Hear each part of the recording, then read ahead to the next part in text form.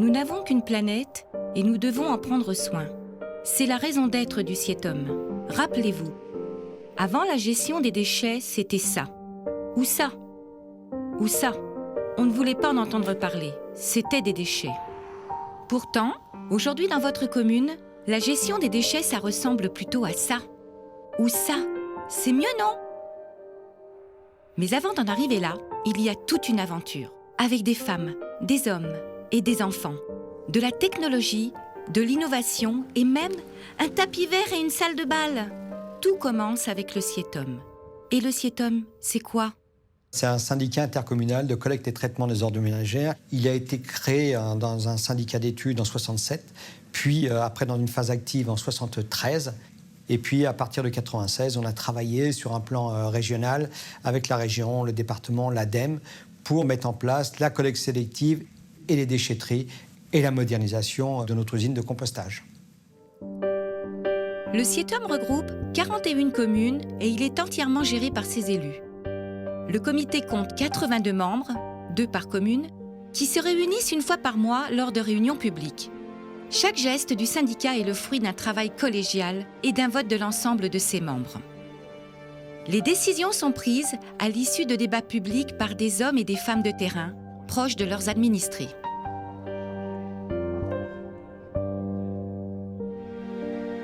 Aujourd'hui, on a une chance dans notre secteur, c'est qu'il y a un vrai lien entre nos administrés et le Sietom.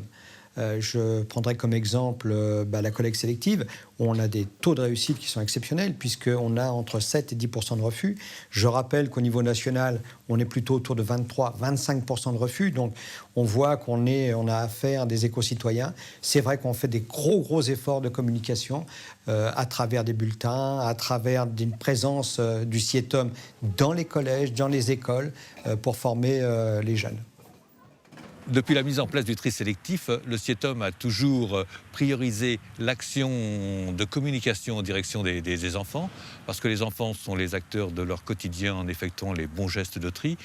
Ils sont acteurs aussi au sein de leur foyer, parce qu'ils rappellent aux parents les gestes nécessaires pour trier les différents déchets ménagers. Mais que deviennent vos emballages après leur collecte ?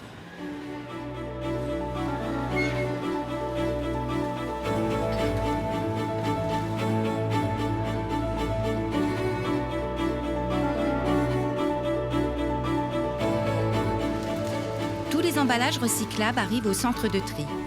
Un ambassadeur de tri effectue un contrôle visuel et écarte les indésirables. Sacs d'ordures ménagères, pots de peinture, huile, qui pourraient souiller la globalité des emballages. Les emballages sont ensuite déversés sur un tapis bleu et cheminent vers... Eh oui, des êtres humains, des gens comme vous et moi, qui écartent du circuit les emballages qui pourraient bloquer le process mécanique de la chaîne de tri. Merci de penser à eux quand vous jetez vos déchets. Une bouteille en verre ou des objets tranchants ou piquants dans le bac jaune peuvent causer de sérieuses blessures. Place au tri automatique. Sur ces rouleaux, tous les emballages à corps plat montent et ceux à corps creux descendent. En bas, l'acier est trié grâce à un aimant. Pour le reste, retour au tri manuel. Des hommes et des femmes finissent la répartition. Le plastique avec le plastique, le carton avec le carton, l'aluminium avec l'aluminium. Vous connaissez la musique.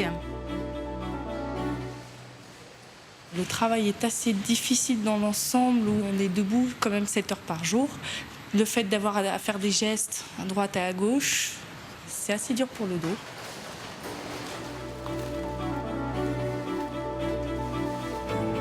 Voici maintenant la dernière étape du processus.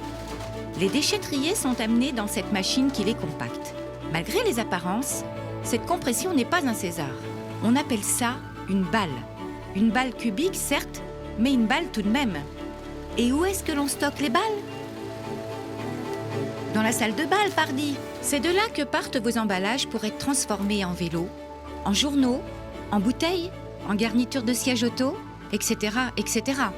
Nous avons un ensemble de 5 déchetteries situées sur un axe est-ouest qui est l'axe de la Nationale 4. Concernant nos déchetteries, elles sont équipées en réseau, c'est-à-dire que ces déchetteries sont reliées au siège social par un réseau informatique qui permet de gérer les dépôts effectués par les habitants, quelle que soit la déchetterie. On sait en temps réel si une personne est passée quelques minutes avant dans une autre déchetterie, donc ça permet de bien gérer les quotas. Et ce n'est pas fini.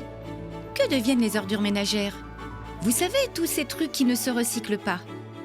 Eh bien, dans leur grande majorité, on les recycle quand même. Au lieu de les brûler ou de les enterrer, on en fait du compost. Donc le compostage, c'est une filière qu'on a choisie. Au niveau du SIETOM, on a 48 000 tonnes à traiter sur l'ensemble des communes.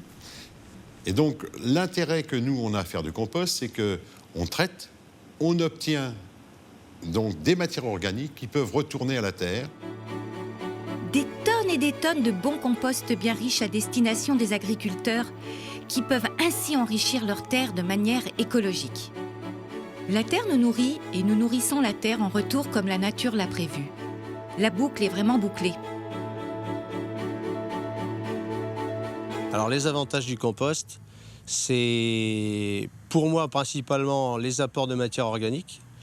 Et puis les 3 principaux apports d'amendement qui sont le phosphate, la potasse et la magnésie, qui sont des facteurs de fond qui sont nécessaires à toute culture sur une exploitation agricole. J'ai des parcelles qui sont proches des maisons.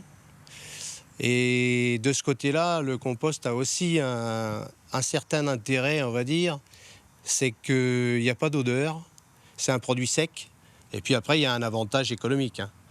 Parce que quelque part, la tonne de compost apportée coûte quand même moins cher que les engrais qui sont soumis aussi à des fluctuations de prix assez importantes ces derniers temps. Pour aller encore plus loin, le SIETOM finance l'acquisition de composteurs par les particuliers. Il fournit à chacun toutes les informations sur leur usage et sur l'utilisation du compost domestique au quotidien. Mais la protection de l'environnement ne se limite pas au traitement des déchets. C'est pourquoi le SIETOM fait tout pour rendre son activité la plus propre possible dans tous les domaines. Grâce à vos actions, vous avez fait de notre syndicat, le SIETOM, un outil performant. Aujourd'hui, il l'est, il le restera demain, grâce à votre volonté. Avec le SIETOM, vos déchets ont de la valeur, créent des emplois. Ils ont un impact économique et écologique. Et chaque geste de tri que vous faites contribue à préserver la planète et à assurer un meilleur avenir à nos enfants. Merci à tous.